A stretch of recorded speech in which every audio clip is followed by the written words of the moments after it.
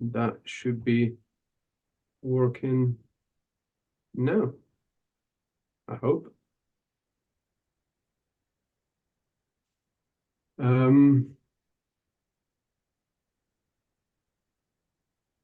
Yeah, and we are live. So good morning, good afternoon, good evening, anyone watching now or later. It's my absolute pleasure to be joined here tonight by an amazing, fantastic World Fantasy Award-winning author, Tim Powers. Mr. Powers, thank you for being here tonight. Oh, thank you. Glad to be here. Oh, no, it is my absolute pleasure. So we're just going to talk a little bit about your work and how you approach writing everything, and then I've got some stupid questions at the end of my plan, and hopefully this will go well. So I read your last book, My Brother's Keeper, because David, we got talking when I interviewed David, and we were talking about you, and he went, "Oh, I edited Tim's last book. Let me send you a copy." So I read that, and it's your 17th, 18th novel? Hey, sorry, what? Is it your 17th or 18th novel? 18, yeah. 18th.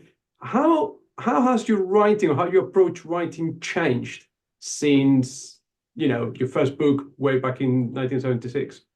Yeah, it changed with my third book because me and some other writers were told that a British company wanted a series of novels about King Arthur reincarnated throughout history. And they Right. said, do you three want to write these books? And I said, oh, okay. And so we got together and divided up history. And you can have Victorian England. That was K.W. Jeter got Victorian England. And you can have some other period. And I got the Siege of Vienna in 1529. And we wrote these books, and then the publisher said, actually, we don't want them. So we were stuck with these books. But in writing it, I discovered that there were a lot of advantages to setting a story in real history. For one thing, I think readers find it more believable if you're talking about London, Vienna, Cairo, because the reader thinks, "Oh yeah, right, I've heard of those places." And if you're writing in a historical setting, you get a whole bunch of very cool stuff already made for free. You have your setting, you have the politics, the weather, the uh, culture, and you don't have to make all that up. Right. Uh, J.R.R. Tolkien, when he wrote Lord of the Rings, he had to make up a whole world, languages, cultures, customs, and he managed to do it very well. Yes. But it strikes me that getting readers to believe in a completely imaginary world is a harder thing than to simply say, this is London, this is Rome, this is Los Angeles. You've heard of it. And then also you get very nice hints in history. You run across situations where history can only say, we don't know why he did that. Maybe he was crazy. Maybe he was drunk, but it was a stupid thing to do. Mm. And I'll think, maybe it wasn't a stupid thing to do. Maybe it was actually a very clever thing to do if you knew what was going on in the background. Mm. And so characters like Thomas Edison or Blackbeard the pirate or the American gangster Bugsy Siegel, I can say, no, actually, they were behaving very shrewdly. if you know the supernatural business that was really going on. So that was a change. Of course, that was my third book. I've pretty well stuck with that. Um, have it be in this here real world. Like, I'm always frustrated when a reviewer will say, this Powers book set in an alternate Los Angeles or an alternate London. I think, no, it's this London, this Los Angeles. It's the same one you can go look at. Yeah. But yeah, I have consistently found a lot of advantage and kind of rich source material by sticking to the real world. Okay, so I'm going to skip ahead one of my questions because I have to admit, you have ruined historical fiction for me. And let me elaborate on that. I am reading, it's a 4-book series by a British author called Ray Celestin. And he's done this sort of, it's a sort of, yeah, like I said, historical fiction. And with Louis Armstrong, he's sort of in the background of the story. And we follow him from his youth in Mississippi. Then he goes to Chicago and he helps solve crimes in, post-prohibition era United States. But in the second book, they're in Chicago, and they have dealings with Al Capone, and it's the time of the big fight between, I think it's Jack Dempsey, and anyway. But when I was reading the afterword of the book, he said that the fight actually took place 6 months prior to when Louis Armstrong was in Chicago. But hey ho, he still shifted it forward in time because it would make the book better. And immediately when I read that, I thought Tim Powers would never do that. No, no. A lot of I'll make up a timeline. I'll write out, this is when this happened, this is when that happened. This is the first time this guy met this guy. And then I simply say to myself, okay, that is unchangeable. You can't move stuff around. And partly it is because I don't want the reader ever to think, wait a minute, that's different. That it didn't happen that way. But also it's kind of handy as a arbitrary rule.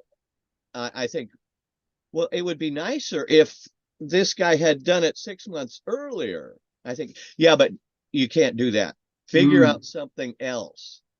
And I think, like what? I think, well, you tell me. And so I talk to myself into the keyboard. Maybe this, maybe that, maybe something from over here.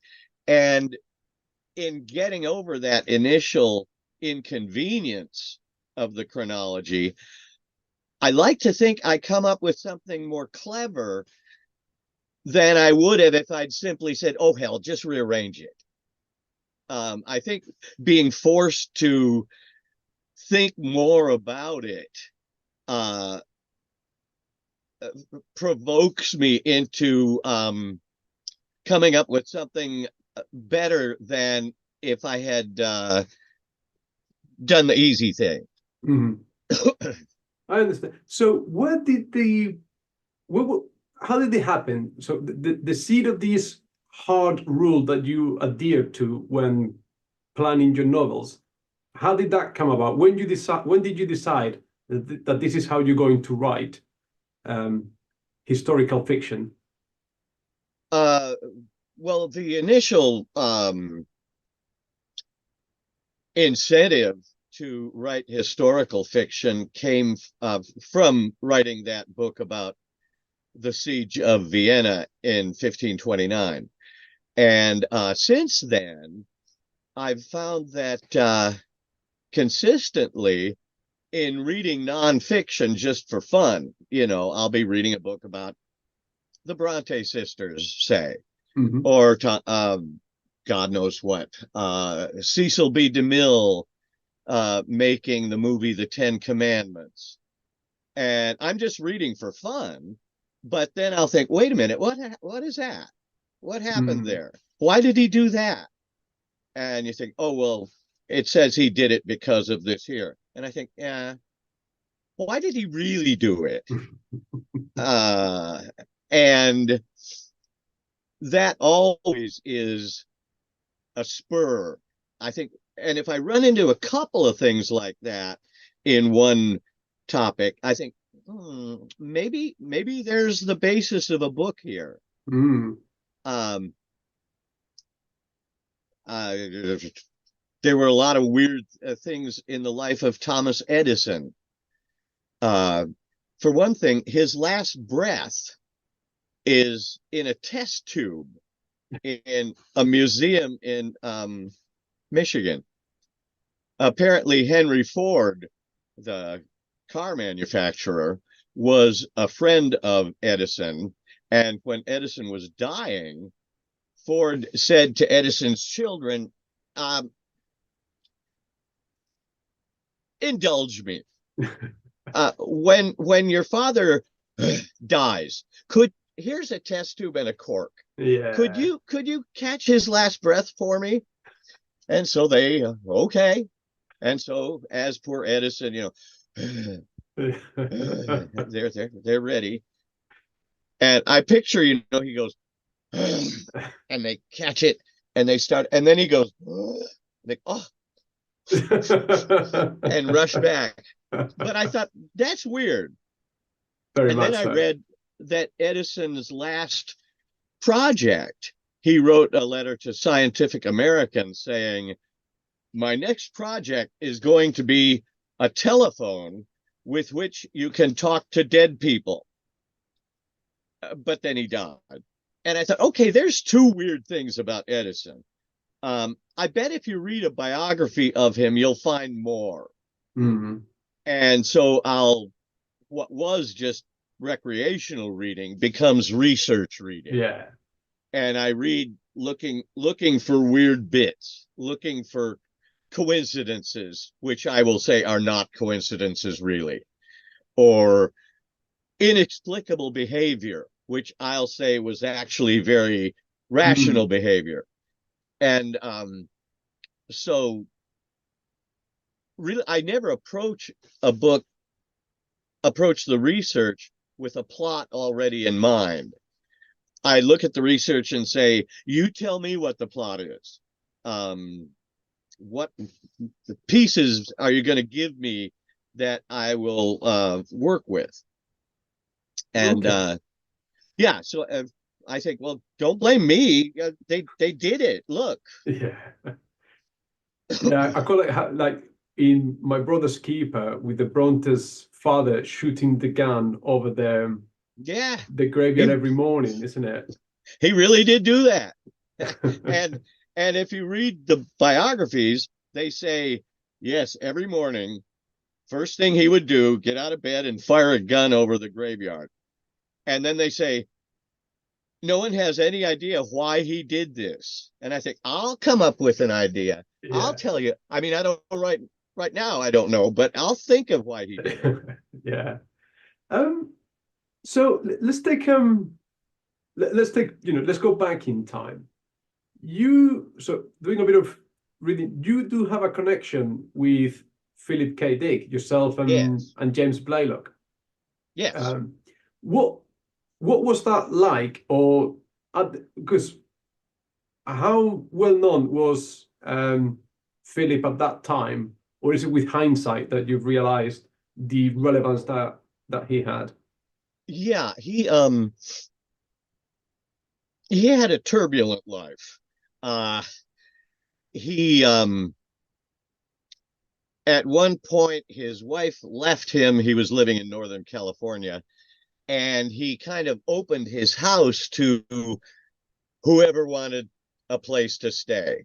And it wound up with some very unfortunate people who moved in.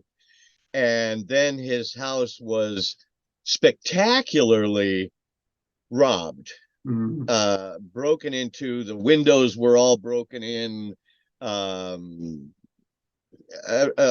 almost science fictional event. And then he was guest of honor at a convention in Canada. And when the convention ended, he simply didn't go home. He just stayed in Canada. But eventually he wrote to a college professor in California and said, I got nowhere to go.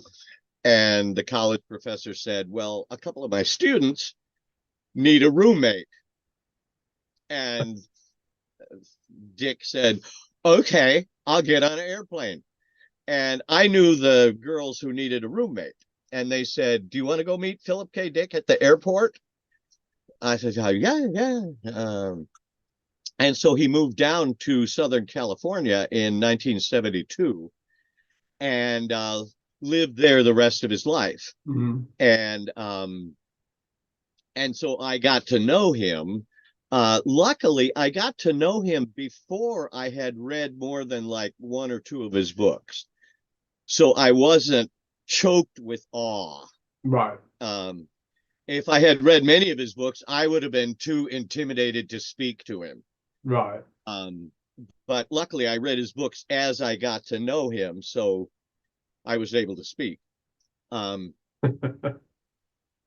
I've always been baffled by his posthumous reputation, because the sort of caricature you get of him, if you just casually read about him, is that he was a drug-addled lunatic hermit who had hallucinated visions of God.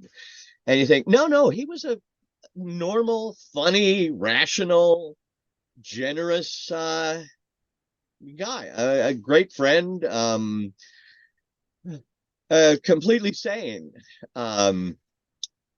I think some of the interviews make him look peculiar because they'd say,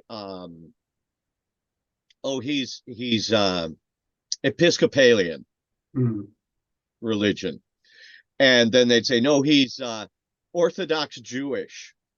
And they'd say, no, he's some kind of Neoplatonist Gnostic thing. And the thing is, they interviewed him on different days. One day he would be all full of this idea, and the next day he would have discarded it and picked up on a different idea. And so it was kind of difficult to try to make a portrait of him because he kept changing his interests. Was that, sorry to interrupt, was that like a natural curiosity, or was he just messing around with interviewers? Both. Okay. Both. Yeah. It was natural curiosity, but he did love to play with interviewers. I remember sometimes he would be talking to an interview across a table with a microphone on the table, and I'd be sitting off to the side, and Phil would say something, and I'd go, and he would laugh and say something worse. Yeah, I think one error people make in trying to assess him is they assume he was always serious. A French interviewer was baffled when Phil said at one point that his researches had led him to believe he had the power to forgive sins. And the interviewer goes, this guy's crazy. And I said, no, he was kidding. Come on. So he did enjoy whatever. He just used his fame just to have a chuckle as and when he could. And of course, being a science fiction writer, often when he would be doing serious philosophical research, trying to figure out God, the universe, and everything, he would say, incidentally, I mean, I'm doing serious research about philosophy, but incidentally, this here would make a great science fiction story. And so in the midst of his philosophical writings, which have been collected and published, he'll insert what is really an idea for a science fiction story. And in reading it, you want to remember some of the really crazy speculations were notes for fiction. I remember one time he told us that the Holy Spirit lives backwards in time, so that the Holy Spirit remembers the future, but has no idea of the past. Okay. And you think, well, that's kind of interesting. Yeah, you could do some fictional work with that. And that's what he was considering it as a fictional notion. But it appears right there in his philosophical writings, and people can get the wrong impression. I mean, these are amazing stories I love hearing stories like this. I mean, that's incredible. But yeah, we used to say that you could call him on the phone and say, Phil, I've been evicted from my apartment. I need somebody to help me move my couch and loan me $400. And he would say, okay, I'll be right over. By the way, who is this?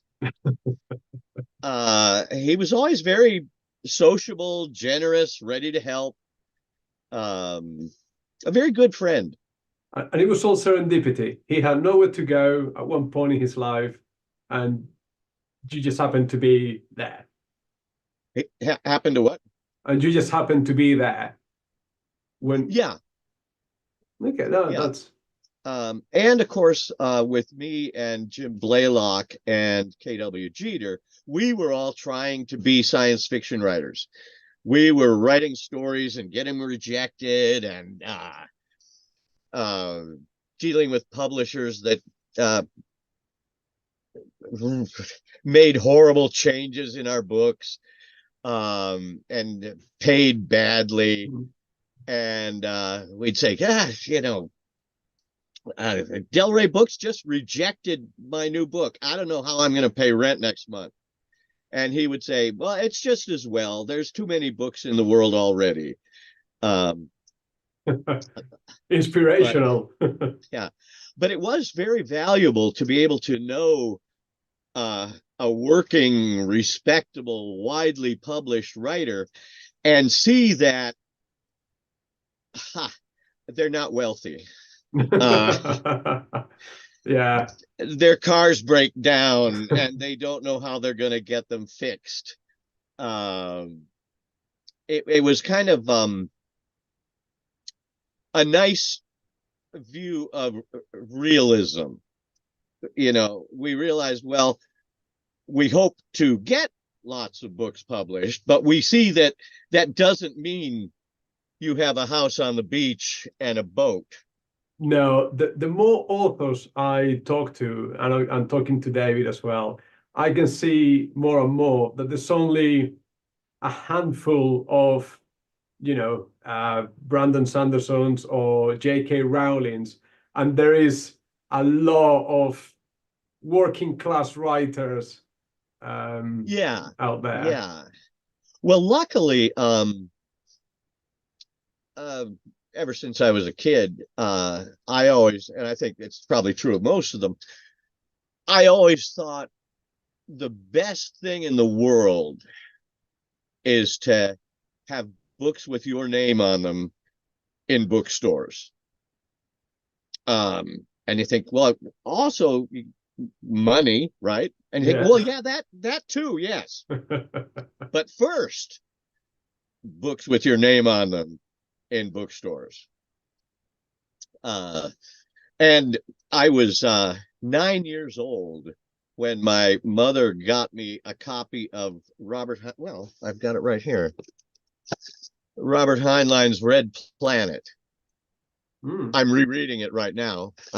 But she got me that, and I had been reading a lot of Albert Payson Terhune books about collie dogs. Right.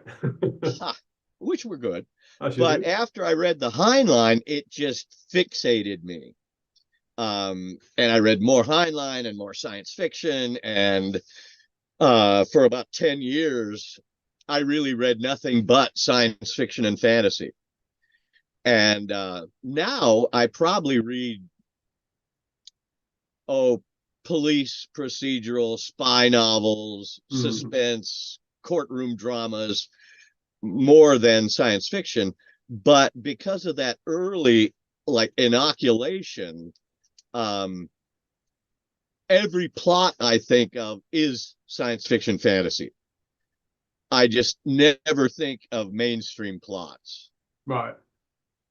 And just one final question on the whole Mr. Dick connection. Did he act as or did you Mr. Blaylock look up to him as some sort of mentor figure, or was it more a relationship of equals, of three authors working together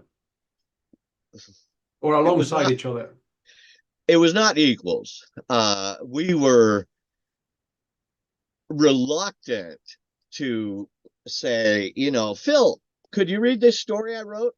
Because we kind of thought, I'm a beginner and he is an established figure.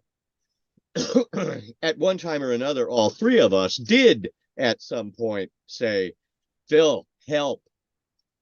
This has been rejected. The editor wants their advance money back. Yeah. What do I do? And he would, at that point, he'd say, okay, right, I'll write to my agent, I'll write to your publisher. And in all three cases, he did help us. He got Jeter's novel, Dr. Adder, published. He sent it to a publisher, and they did accept it. And with me, he did say, okay, Powers, I'm going to recommend you to my agent. And with Blaylock, he wrote a really very good blurb on Blaylock's first book. So when we went to him in an emergency, he did help. But mostly we were kind of shy to say, Phil, I just wrote this, or Phil, what do I do with this story? And so our social interaction was as equals, in that what we were dealing with was leaky roofs, car repair, rent, where to have lunch, girlfriends. Hey. Yeah, so the fact of him being a prominent writer and us being little neophyte writers generally didn't enter into the picture, generally wasn't part of what was going on. Right. Okay. No, I mean, like I said, that's a fantastic story. And then we take a couple of jumps forward in time, and you publish Anubis Gates, and you win the World Fantasy Award. Yes. What impact did that have on you, A, as a writer, and B, on a personal level? Well, I didn't win the World Fantasy Award until last call, but Anubis Gates did win the Philip K. Dick Award. Right. Sorry. And my wife and I flew up to Seattle to get the award, and got to know Algis Budrys and my editors. And so Anubis Gates and winning the Philip K. Dick Award did open up the science fiction field socially for us. I had been going to conventions ever since I was 19 years old as a fan. But with Anubis Gates, I was mingling with Greg Bear, William Gibson, that's all my contemporaries. And so it was a in its way, it was a breakthrough novel. It got nicely reviewed. It sold in many foreign countries. Um, I got my present agent, who has now been my agent for more than 40 years. Um, so yeah, Anubis Gates was a big step up, and it cemented me in writing historical Right. fantasy. So, And yeah, sorry to interrupt. I was going to say, did that then make you feel somewhat pigeonholed that like now you are the guy that writes that sort of thing?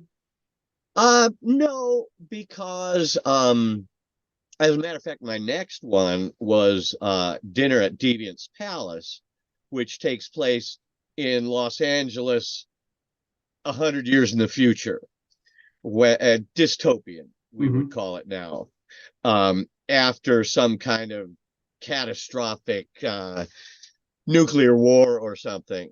I never specified what the catastrophe was. And then I went back to historical with On Stranger Tides, was about Blackbeard the pirate and all. And then one about Percy Shelley and Lord Byron. But then I switched to Last Call, Yeah. with contemporary Las Vegas. And so since then, I've kind of been alternating.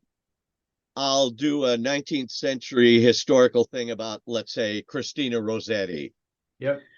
and then shift to Los Angeles, and then shift to the Bronte sisters. So it's kind of alternates. In fact, the one I'm working on right now takes place in Paris in the 1920s, with Hemingway and Picasso and that crowd. Right. Um, Right. Right. so I like to think that I'm pigeonholed in that everything I write falls in the definition of science fiction fantasy. Within that pigeonhole, they might be historical, they might be contemporary, they might be future. Hmm. But what they all have in common is they're all under that umbrella of science fiction and fantasy. Yeah. And on a personal level, once you are winning awards and like you say, you are mingling with, every major sci-fi fantasy writer of your time. Did you go through a crazy sort of rock star moment?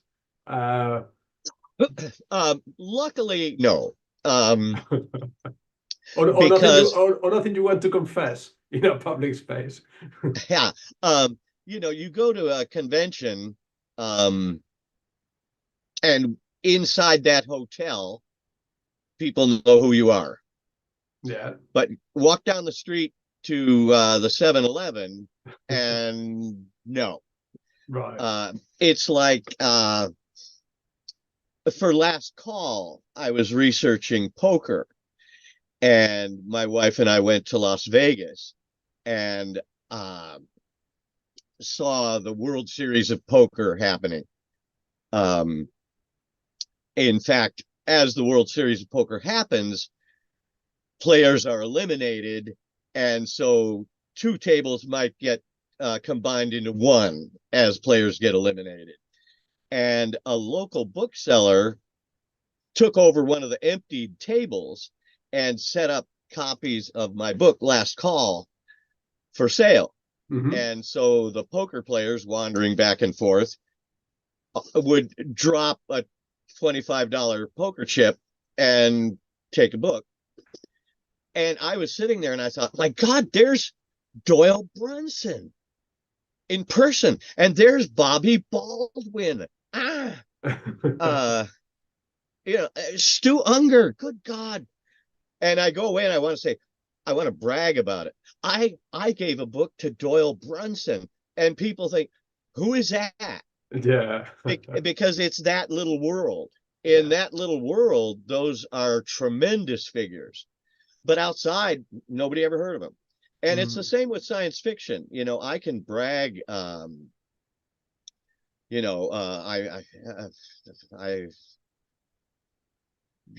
I recently got a Henry Kuttner manuscript, and people say, Who is Henry Kuttner? So outside of our little world, it's unheard of. Yeah, yeah, it's which is like one of the reasons I started this channel when I moved back to Spain.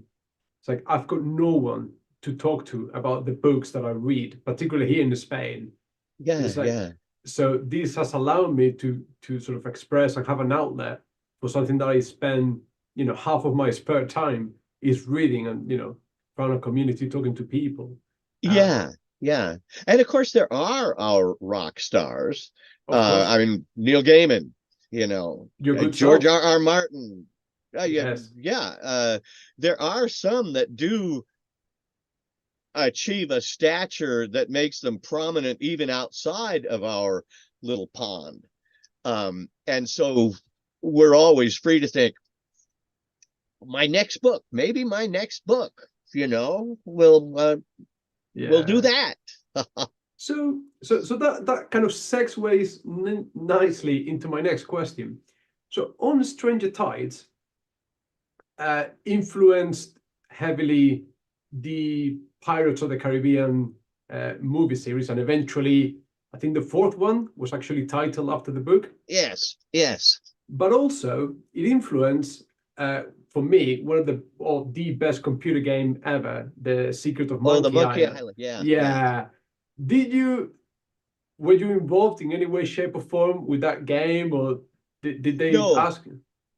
no, and not with the movie either. I Even mean, I even though they took the title, and I think you also get isn't your name dropped on the movie on Stranger in Tides in in the credits at in the the end credits? credits. Yeah. Yes. In fact, my name is alone on the screen.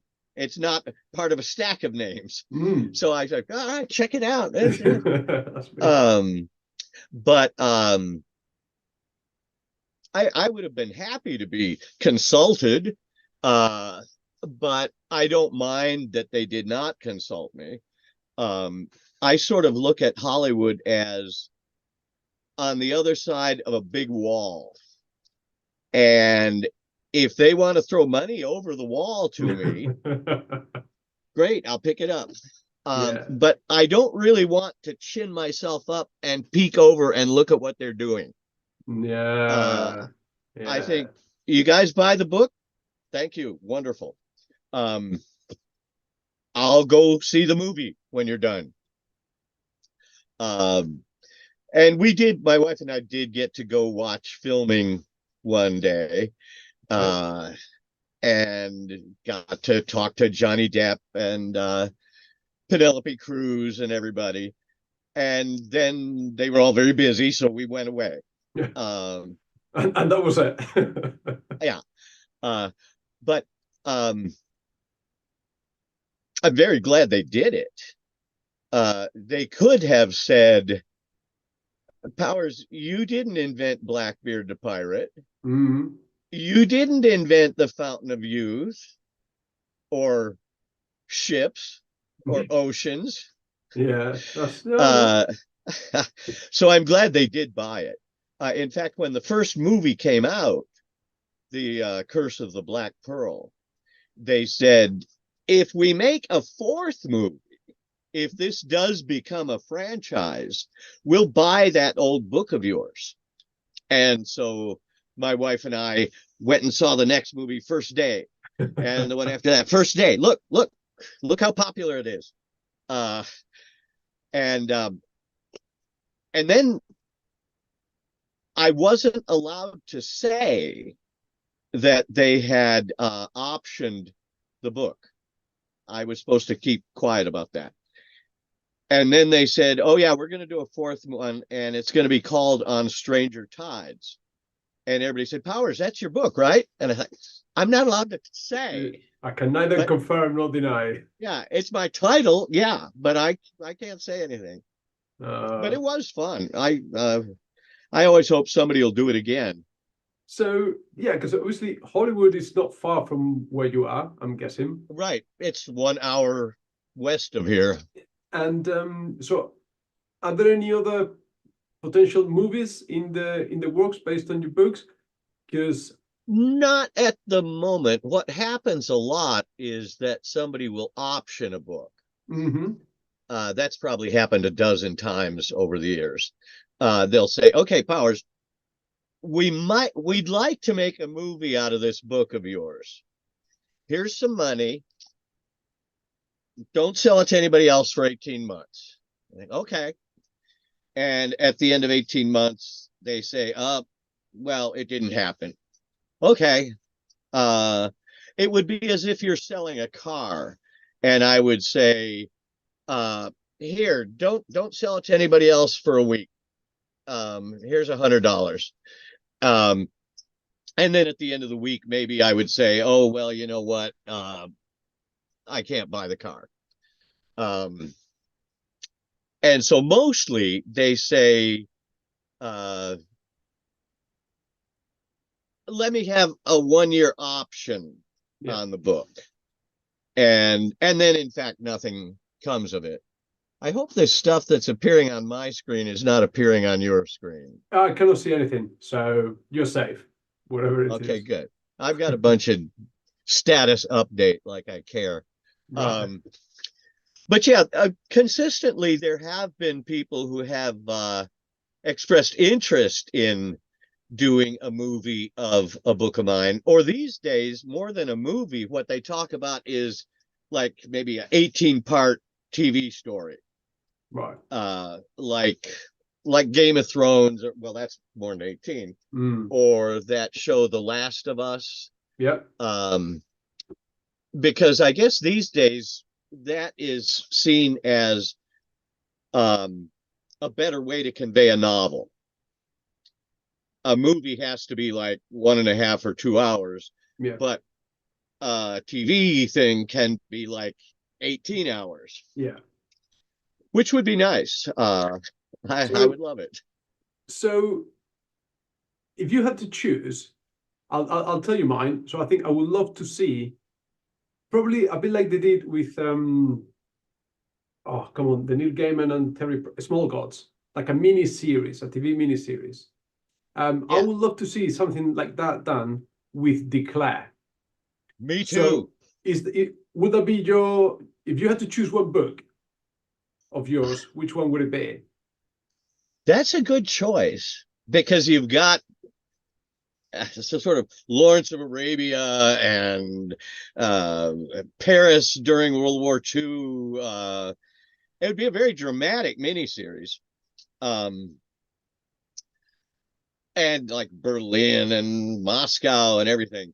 I would pick that one or Last Call with all the Las Vegas adventures, or I would pick. Eventually, I'd pick all of them, but I would pick My Brother's Keeper.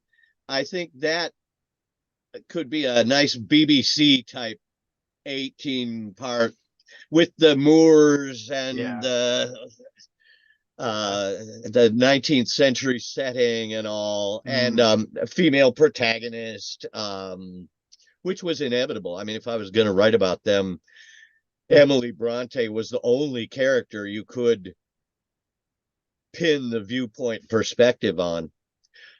So yeah, it'd be fun. Yeah. Oh, we can only hope. Yeah. Okay, I'm going to be honest with you now. So again, super grateful that you're here. There is something about your books that frustrates me, and I keep coming back to read your next book, and it's the, I don't know what to call it, for want of a better expression, the magic system. So you never explain why characters do or perform certain rites or actions when they interact with the ghosts, whether it's on earthquake, weather, or on the last call. The whole concept of inhaling a ghost, or in last call, I think one of the kids, I think he sticks cards on the spokes of the wheel of the bike, so because the noise. Like, how do the characters know this? How do they acquire the knowledge? Why are they doing these seemingly random things that have an effect on on the ghosts and when they interact with the supernatural. You never explain any of that. And I'm always coming back to see if I finally ever understand these things. Yeah. Well, let's see. In the case of the ghosts in Last Call, Expiration Date, and Earthquake Weather, there is, for example, a Hispanic subculture in Los Angeles, which goes along with the botanicas and the Santeria culture. And we presume that over the years, they figured this stuff out. Our characters are not figuring it out on their own. They are, for example, the character Elizalde in Expiration Date. Mm-hmm. She learns about the magic system from the Santeria culture. So she doesn't figure it out herself. She, in effect, consults an already existing body of lore, a body of methodology. Mm-hmm. I think in every case of the stuff you mentioned,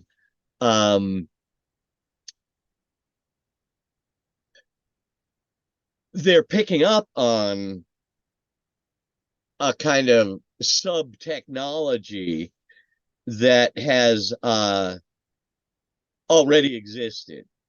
It's new to them, but the knowledge is already out there.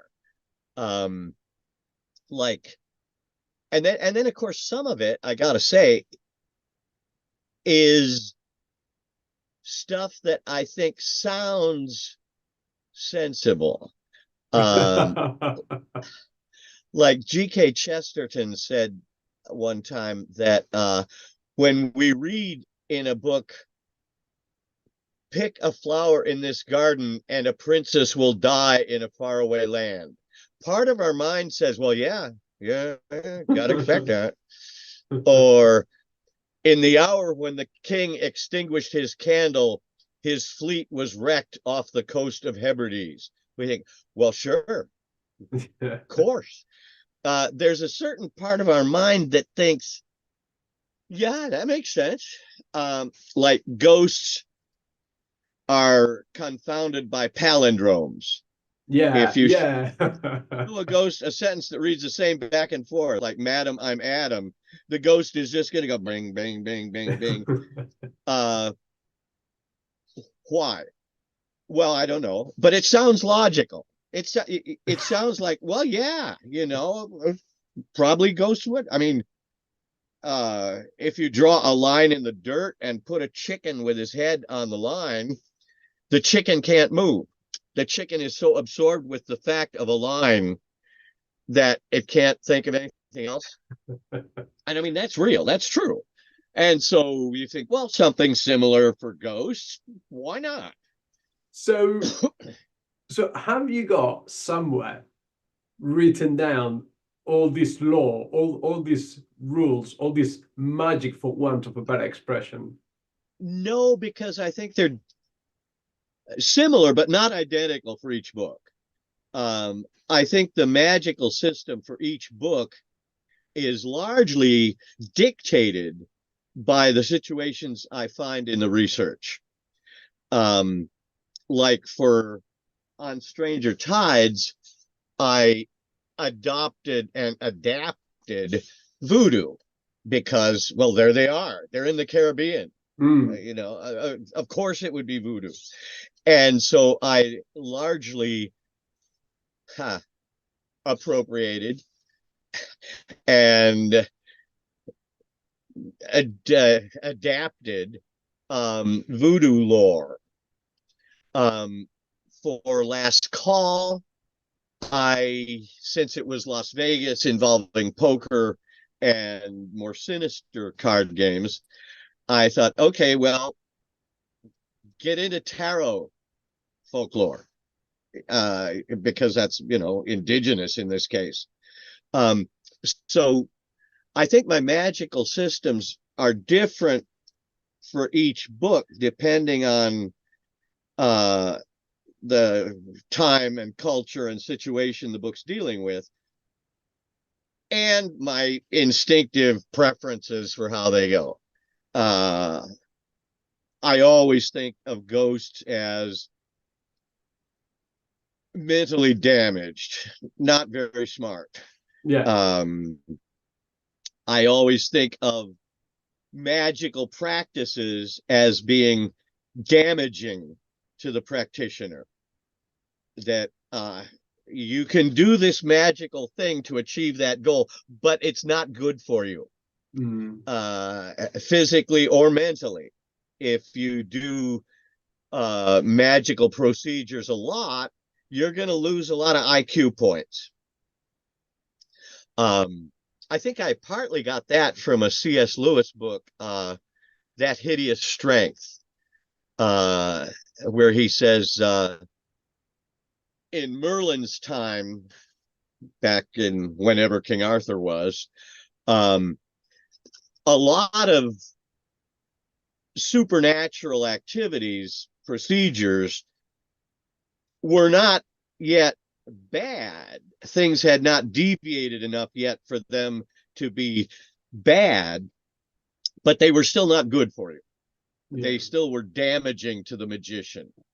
And I thought, well, that sounds logical. I'm going to do that too. Yeah. So, yeah, to some extent, I try to codify the magical system. And to some extent, I rely on the reader's susceptibility to the logic of dreams and fairy tales. I don't want the magical system to become a technology. I get that. I want it to keep a sort of numinous mysteriousness to it. It is similar, but it's never quite the same across your books. Yeah. Now there are a lot of books where a kind of fantasy, which I think Robert Heinlein invented with his book Magic Incorporated, in which magic is simply a part of everyday life. You say, well, let's not walk, let's take a magic carpet back to the hotel. And I'll conjure up a demon to carry your luggage. And let's order off the 0 calories page of the menu where it's imaginary food. And I think you should have life insurance, homeowners insurance, car insurance, and hex insurance. And there's Vampires Anonymous meetings in the yellow pages. And that is a kind of fantasy which takes the supernatural stuff and makes it mundane, makes it the equivalent of our phones. You know, I can talk to you and nobody knows how it works. And the magic in those stories is like our phones. You don't know how it works, but it does work. You know how to use that. I don't want to write that kind of fantasy where the magical stuff is really the equivalent of the teleporter in Star Trek. I mean, you don't know how it works, but there's a machine. And in a fantasy story, you could say, I can teleport by this magic ring. You don't know how it works, but it's kind of the same thing. It's a magic ring, or it's a booth in a spaceship. But both are technology. Yeah. And I want it to be kind of mysterious and not entirely comfortable. I know, and I think you've succeeded there, because I suppose, and I blame Brandon Sanderson for this, codifying magic systems and having, hard rules that you inevitably get an exposition dump at some point in the book, because you need the reader to understand how the magic works, has sort of condition readers to expect that at some Yeah, point. and I think it's similar to some games where your character can have this many points of strength or access. He has this spell in readiness, in his invisibility spell or his transmigration spell. And okay, now he used it up, so he doesn't have it anymore. Well, he can get another one if he goes. It becomes too much like rules of a game. Yeah. And which is fine if you look at it as a technology. You lost your God knows what homing device to contact Galactic Central. So you're out of touch until you can get another homing device. Yeah, I want to keep it not entirely replicable, not entirely work reliably or the same, and dangerous, unpredictably dangerous. It's like I teach one day a week at a high school, and one day in an old church, building used to be a church, and I give the students assignment, and they disperse everywhere. They're in the choir loft, they're in the catacombs, they're everywhere. And one time I went into one chamber, and a couple of them are sitting over a cardboard box, and they said, "Hello, Mr. Powers." I said, "What are you doing?" "Nothing." And I looked, and they had made a homemade Ouija board, and they were scooting a crystal over it. I said, "What the hell?" And they said, "It's okay, Mr. Powers. It's the good kind of crystal." I said, "Well, tell that to the demon you just conjured up." I told them, you don't know Who's going to what, answer? yeah, you don't know what currency you're paying in. You don't know what it is. If you're getting results, you don't know what you're consulting. And that's how I sort of picture the supernatural working. Partly it's controllable, but largely you don't know what you're dealing with. Yeah. I get that. I think you've kind of addressed my next point before, but is there a powers verse? Do all your books happen in the same shared universe? I gotta say no. They're very similar universes. But I think some things in one book would contradict things in another book. Yeah, I've never also, if it was all one universe, it's an awfully busy universe. There's a lot going on.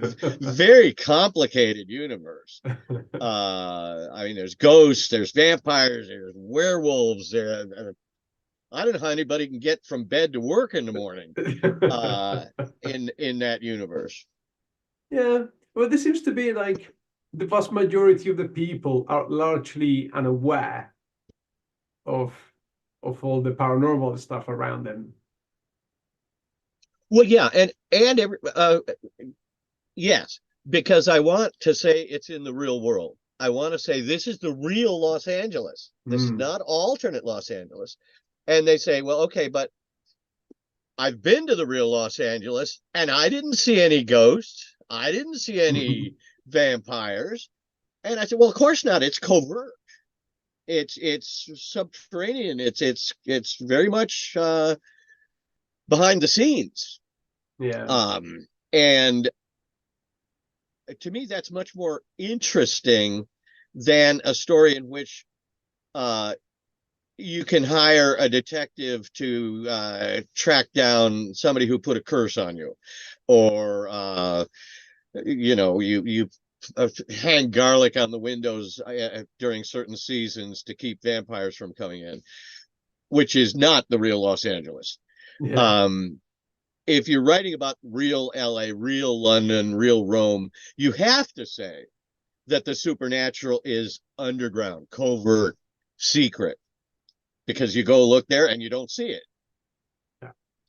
And I think it's more interesting to have a covert secret world going on under the mundane apparent world. I think that's a attractive notion. Mm. Yeah, no, yeah, I get that. I get that. Otherwise, it'd be a very different world if everyone was aware of how to deal with these things. Yeah, I It want will lose, people to. it will lose the appeal. Yeah, I want people to read my books and then look at LA and think, it might have secret stuff going on. Yeah. I mean, just because I don't see any evidence of it doesn't mean it's not. Um, I I have prepared, if you're willing, uh, would you dare to rank your novels? Did you consider some works to be? So I've got here. I've prepared a little sort of tier ranking of your novels. Would you um, would you well, play that game? if I do it right now, 10 minutes later, I would do it differently. But But this has been recorded, so this is going to be your official ranking. yeah, If you want to do it, if not, that's perfectly fine. well, right now, I think I would put at the top Last Call, Oh, Declare, My Brother's Keeper, all right, and hang on, because I think those are not necessarily so. That should be it. okay. So Yeah, I would is say, yeah, there they are, aren't they? yeah, I think I've got everything. So you said Declare is at the top, whatever that top level Sure. is. Yeah. And let's put My Brother's Keeper next. My brush is It's where's right it here? there, It third is down you there. go. Yeah. And Okay. Last Call, maybe. Yeah. I think Last Call, maybe because it was your first book that I read. I'm very fond of it. I've reread it a couple of times. Really like the character of Archimedes Mavranos All right. Huh. And then maybe Anubis Gates. and Anubis Gates. It's here. Yep. Yeah, and right now I would say those are my four best. All right. Of course, 10 minutes from now I'll say, "Oh no, you need this other one." No, no, But no. I'm maybe I'm most pleased with those four. Okay. Would you dare to put something on the next step down? Yeah, okay. um, I think I've got all your books here. I may have missed one out, but well, for the next one, I would put Hide Me Among the Graves yeah, and Stress of Her Regard that's here. Yes. and uh, Run Stranger Tides. Stranger Tides. Yep. Okay. We've got left the Vickery and Costain trilogy, Dinner at the Deviant's Place, The Drawing of the Dark, Earthquake Weather, Then I would throw in Expiration Date. Expiration Day. What have I got? It's getting very arbitrary. Yeah.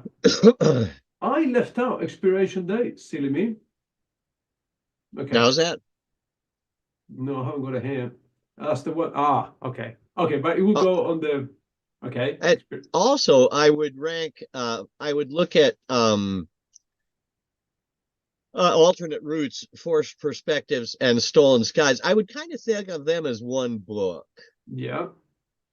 Yeah. Uh, And would you put them there on that sort of third tier? sure.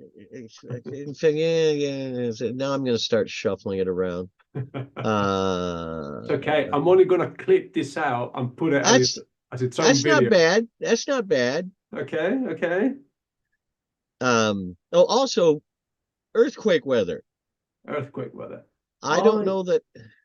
Yeah, go on. I somehow I think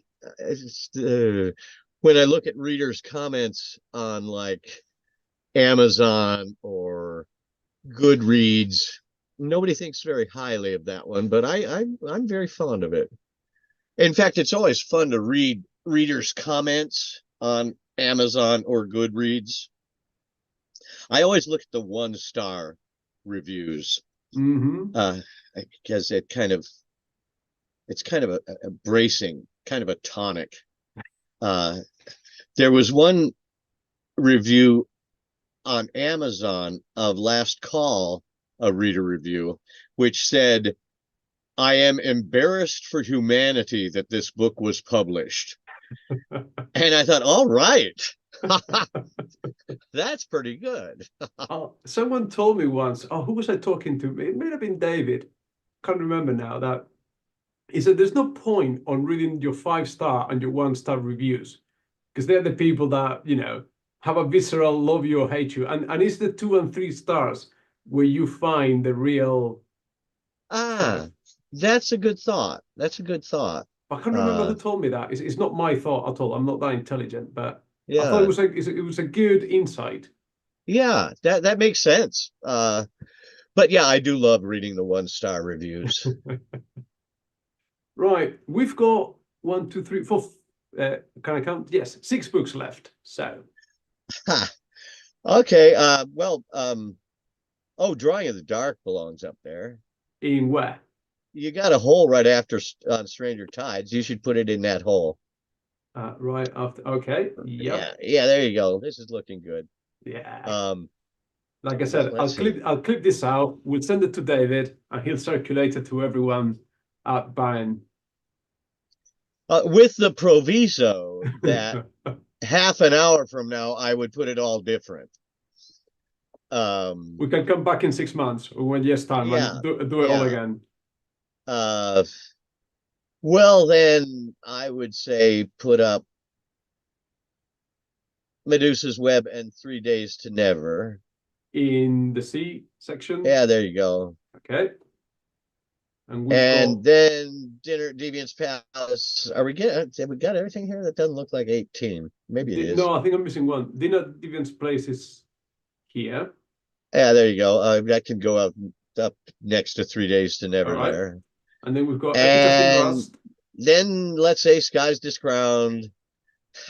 And then poor old Epitaph in Rust. So all But on the C actually, hey, that looks good.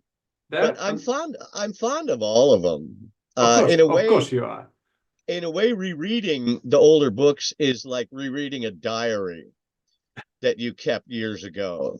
You read them and you think, oh, I remember I based this on something that happened that day. Yeah, I remember that. I am going to. So apart from clipping this out, I hopefully will screenshot this and I'll send it to you and David later. Fantastic. Thank you very much for. I'm sorry I left out. Stupid me. I left out expiration date. We should have gone on the A section, isn't it? Oh, you can put it. You can put it next to earthquake weather there if you like. All right. Thank you. That was very enjoyable. Fantastic. A bit rich of me, but I had an idea for a book, and David said, "Yeah, that's a great idea. You should write that book." Now, I've got 0 writing skills. I've tried in the past, but life gets in the way. But I think, and it's really rich of me, that is the perfect book for you to write. I would love for timpowers to write this book. Oh. It is The Disappearance of Agatha Christie. The which? The Disappearance of Agatha Christie. Oh, She went missing for 5 days. I didn't know that. And was found. All of the I think they found her car crashed, and 5 days later, some bellboy in a hotel recognized her, and then she showed up in a hotel 5 days later.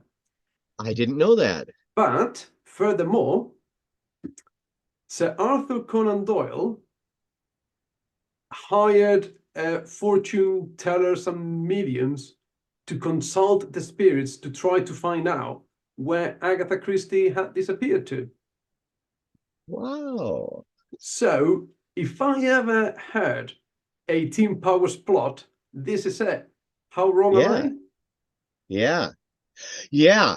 And then I would read the books she wrote after that event to see if whatever happened to her in that missing week gets referred to later on.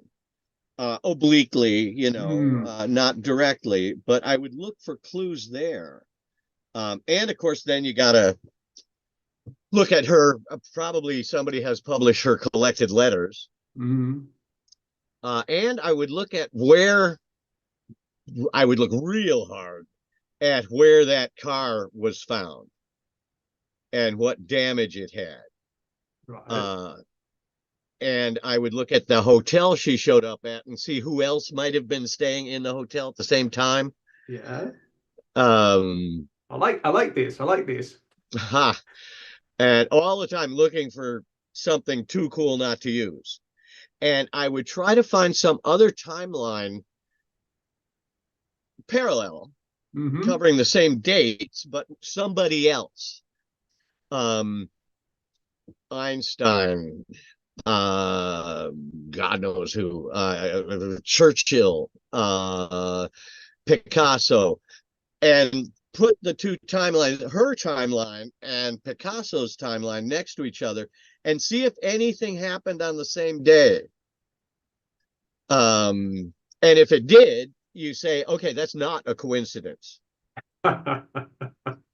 But yeah, definitely. And also where the car accident happened. Where had she been recently? Uh, who were her associates? What had she written recently that might have provoked a response from somebody? Like Phil Dick, when his house was broken into, a friend's, it was kind of a paramilitary hit on his house. Right. And somebody said, well, you might have, it's very likely that you're a science fiction writer, you accidentally wrote something speculative which corresponded with some real secret government stuff going on. By accident you might have exposed something. How many books have you written? And Phil said 40. And they said, then you'll never know which book it was in which you inadvertently touched on a very secret topic. And I would try to see if Agatha Christie might have inadvertently touched on something in one of her books that people objected to being revealed. But yeah, that's wide open. That would, you should write that. Oh no, no. This is the I want to see this from you. I'll happily read it. I haven't got the skill all the time, but I'm I might, surprised. I I'm might, surprised. Sorry, I'm just surprised that no one has done anything with that. I might look at it. Yeah, there you go. Just like in the Stranger Tides, just have my name there at some point in the Yeah, book on the yeah. dedication. Speaking of Arthur Conan Doyle, one thing that has always occurred to me is, you remember what it was, it Coddington fairies? He said, look, there's photographs of fairies. These girls took photographs of fairies in their garden. Uh, Look at the photographs. And you look at them and you think, Arthur, those are cut out paper. Somebody drew those, cut them out and hung them on leaves in a garden. Come on, man. They're drawings. Uh, this fooled you? And I thought, no, he wasn't an idiot. Those are not the photographs that convinced him. Those are photographs somebody substituted for the ones that convinced him, which were real. Okay. They put in these obvious fakes so that everybody would say, oh, well, Doyle's crazy if he thinks that's real. We can dismiss his claims. Because we were never shown the photographs that actually convinced him. I've always thought you could do something with that too. So sounds like you have done this a few times before. Oh yeah, yeah. Yeah, you're always thinking, huh, what was that all about? So Well, here's the explanation. Yeah, but I want a different explanation. so when you're reading like a history book or something like that, is your mind spoiled? Do you automatically go to what if scenarios and what you could get out of it?